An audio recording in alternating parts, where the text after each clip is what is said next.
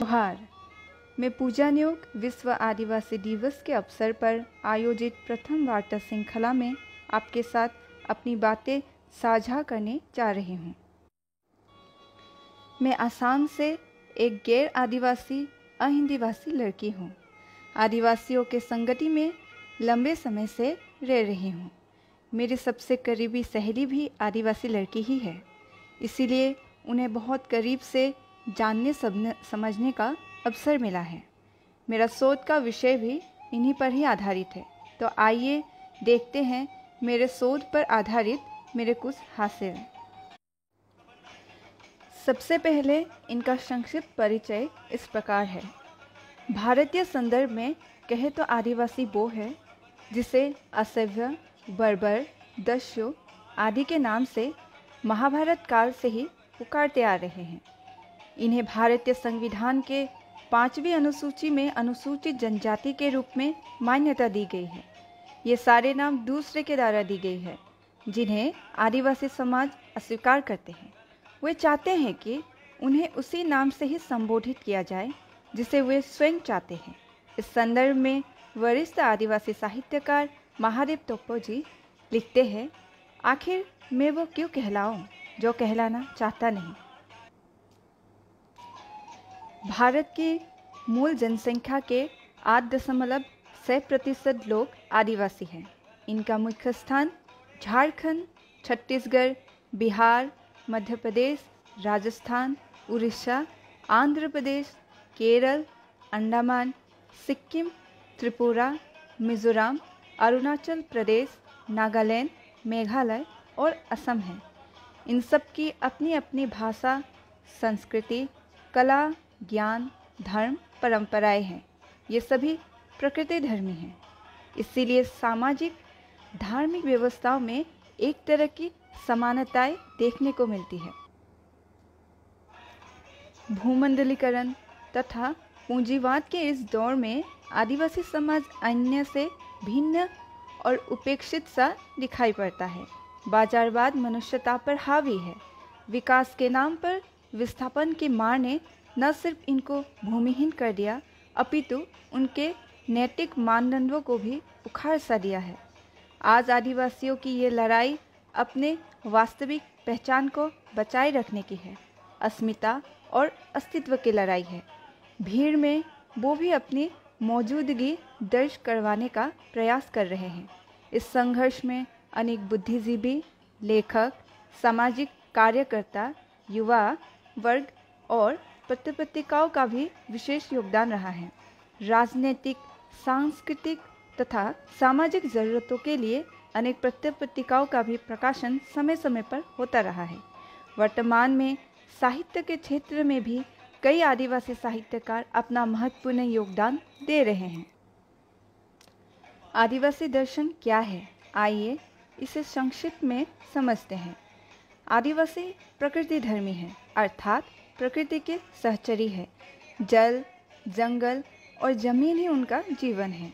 सुंदर, असुंदर, पाप पुण्य अथवा स्वर्ग नरक जैसी कोई अवधारणा नहीं है। समाज व्यवस्था जाति विहीन है। लिंग समानता, सहभागिता, सामूहिकता, एकजुटता और हिस्सेदारी की भावना देखने को मिलती है।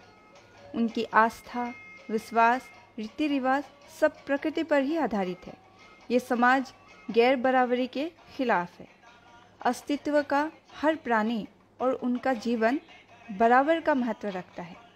इसे मैं व्यक्तिगत तौर पर अधिक मानवतावादी समाज के रूप में देखती हूँ। जीवन मूल्य व आदर्श के बारे में प्रख्यात आलोचक प्रोफेसर वीरभारत तलवार कहते हैं, आदिवासियों की संस्कृति, मूल्य तथा बहुत सी सामाजिक परंपराएं तथाकथित सभ्य बाहरी लोगों की संस्कृति, मूल्यों और सामाजिक परंपराओं से कहीं अधिक श्रेष्ठ और मानवीय है। समय के चलते आदिवासी समाज में धर्मांतरण की एक प्रक्रिया देखने को मिलती है। कई संगठित धार्मिक संगठन इस काम में अहिर्निश लगे हुए हैं। वर्तमान में आदिवासी धर्म विलुप्ति के कगार पर है। इसका स्पष्ट कारण है 1951 में जब आज़ाद भारत में पहली बार जनगणना हुई, धर्म के कॉलम में से आदिवासियों के लिए ट्राइबल शब्द को हटा दिया गया। इसी वजह से आदिवासी भ्रमित हो गए हैं। तब से अब तक अलग अलग धर्मों में बंटे रहे हैं। वर्तमान में आदिवासी साहित्यकार और चिंतक मांग कर रहे हैं कि उन्हें उनका अपना नाम जनगणना जैसे महत्वपूर्ण कागज पर वापस चाहिए, ताकि वे अपनी पहचान बचा सके। सबको अपनी पहचान और नाम के साथ समाज में जीने का अधिकार है, तो इनको क्यों नहीं?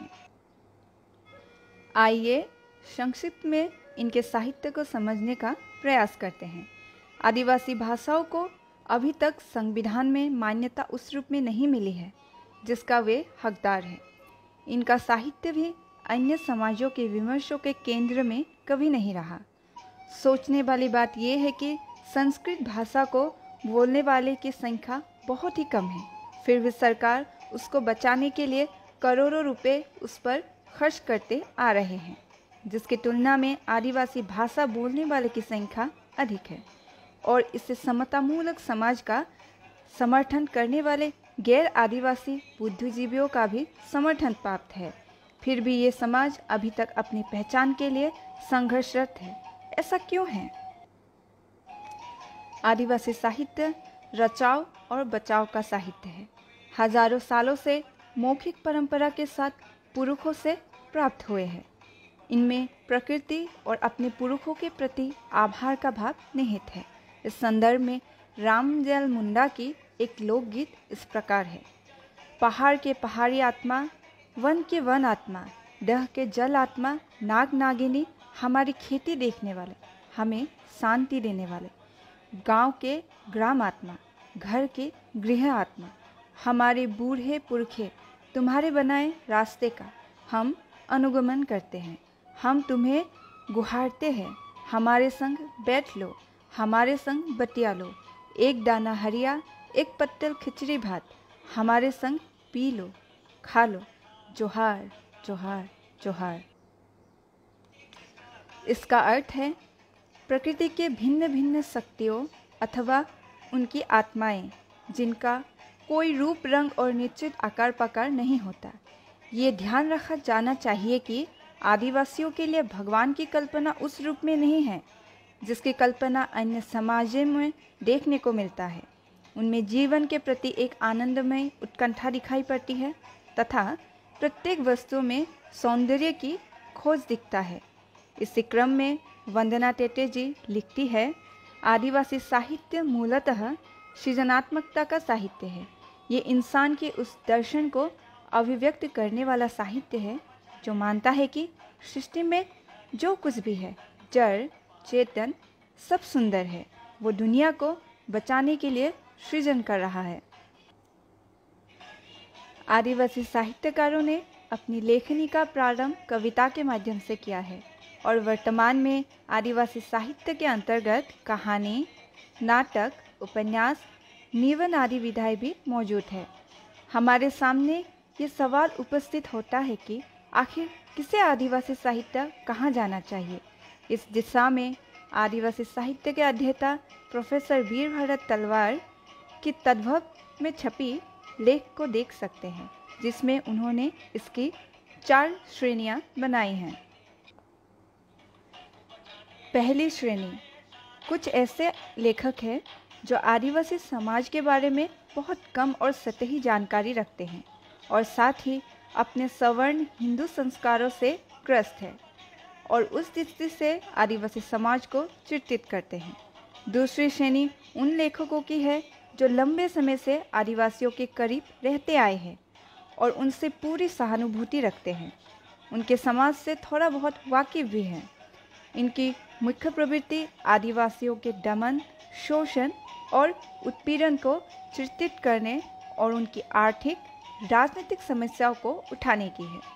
तीसरी श्रेणी उन लेखकों का साहित्य है जो आदिवासियों के बीच लंबे समय तक रह रहे हैं, जिन्होंने उनका अच्छा बुरा आदिवासियों के ही नज़र से देखा है और उनकी प्रवृत्तियों को समझने का प्रयास किया है।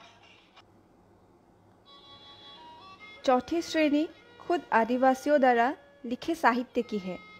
वो उन्होंने अपनी मूल भाषाओं में लिखा हो या हिंदी, बांग्ला या अन्य प्रादेशिक भाषाओं में इससे फर्क नहीं पड़ता। प्रोफेसर वीर भारत तलवार आगे चौथी श्रेणी अर्थात स्वयं आदिवासियों द्वारा लिखित साहित्य के संदर्भ में लिखते हैं, इसकी गुणवत्ता बिल्कुल अलग किस्म की है। आदिवासियों के जीवन और समाज के सच्चे चित्र यहीं मिलते हैं।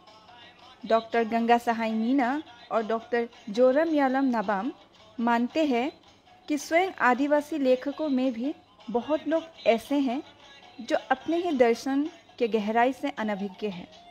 उनके लेखन में अन्य समाज के दर्शन को स्पष्ट देखा जा सकता है। जब पहचान की बात आती है तो दर्शन को मूल में रखा जाना अति आवश्यक होता है। इसीलिए कह सकती हूँ कि आदिवासी दर्शन में ही आदिवासी साहित्य का मूल तत्व विद्यमान है। अतः आदिवासी लेखकों को भी दो श्रेणियों में रखा जाना चाहिए। आदिवासी साहित्य की अवधारणा और स्वरूप को स्पष्ट करने के उद्देश्य से जुलाई 2013 में जवाहरलाल नेहरू विश्वविद्यालय में आदिवासी साहित्य पर हुई राष्ट्रीय संगोष्ठी में संभवतः पहली बार आदिवासी रचनाकार वंदना टेटे ने आदिवासी साहित्य की अवधारणा के सवाल को मुखरता से उठाया। उन्होंने इस बात पर जोर दिया कि कुछ समय के साथ या सुनी सुनाई बातों से आदिवासी जीवन का सच्चाई प्रस्तुत नहीं किया जा सकता। मुख्यधारा की सोच, भाषा, दृष्टिकोण से आदिवासी जीवन पर किया गया लेखन रिसर्च हो सकता है, लेकिन आदिवासी साहित्य नहीं। आदिवासी ही अपनी पीड़ा को सही ढंग से बयान कर सकता है। उनकी समस्या प्रधानतः आर्थिक नहीं है, जैसा कि अधिकांश रचनाकारों ने चित्रित किया है। कई पत्र पत्रिकाएं छपी। मज़े की बात यह है कि पत्रिकाएं अपने समय में सामाजिक, सांस्कृतिक और साहित्यिक विषयों को हिंदी में लेकर आगे बढ़ रही है, परंतु हिंदी भाषा के प्रचार प्रसार पर जोर देने वाले लोग भी इसी भाषा में लिखे जा रहे अर्थात अहिंदी भाषी लोगों द्वारा रचे जा रहे हिंदी साहित्य के बजाय उन्हें मात्र हिंदी प्रचारक के तौर पर ही देखना अधिक पसंद करते हैं। भारतीय साहित्य के बुद्धिजीवियों ने एक तरह से उनके लेखन शक्ति अथवा गुणवत्ता पर चर्चा करने के बजाय उन पर संदेह किया और उन्हें हिंदी की स्थिति क्या है, इस प्रश्न को बार बार दोहराने के बजाय यदि पूर्वोत्तर में हिंदी की स्थिति को वास्तव में जानना चाहते हैं तो उनके साहित्य को पढ़ना होगा, उन पर चर्चा करनी होगी। तभी बिना चातुकारिता के पता चल जाएगा कि हिंदी भाषा किस तरह अपने विकास यात्रा के पथ पर अग्रसर है, किस तरह अहिंदी भाषी लोगों को उनके समाज का संदेश देने में मदद करते हुए हिंदी शेष भारत और दुनिया से लोगों को जोड़ने का प्रयास कर रहे हैं। खैर, कुछ महत्वपूर्ण पत्रिकाएं हैं जिन्हें चाहे तो आप देख सकते हैं। दस्तक, देशस्वर, युद्धरथ, आम आदमी, बूढ़न, आदिवासी साहित्य, झारखंडी भाषा साहित्य संस्कृति अखड़ा, कंचनजंगा ई, आदिवासी मिथ और यथार्थ आदि। आदिवासी विमर्श के मुख्य बिंदुओं को समझने के लिए हिंदी में अनेक महत्वपूर्ण किताबें भी उपलब्ध हैं। कुछ महत्वपूर्ण आदिवासी हिंदी लेखक हैं वंदना टेटे, अश्विनी कुमार पंकज, महादेव तोप्पो, अनुज लुगुन, केदार प्रसाद मीना, हरिनाम मीना, गंगा सहाय मीना, बन्नाराम मीना, हीरा मीना, नुअस केरकेट्टा, ग्रेस कुजूर, श्रीनिवास पानुरी, गुरु गोमके, बुधु बाबू, रघुनाथ मुर्मुर, मंजू जोस्ना, बागरू सोनवने, निर्मला पुतुल, हिंदी ज्योति लकड़ा, शिशिर टुडू, जोराम यालम नाबाम, मोरजुम लोई, अरुण कुमार उराव, जमुना बिदिंग, तारो सिंधिक, टुम्बुम रिबा आदि। अंत में मुझे ध्यान से सुनने के लिए मैं अपने सभी श्रोताओं का धन्यवाद करती हूँ। पाया लिंचो।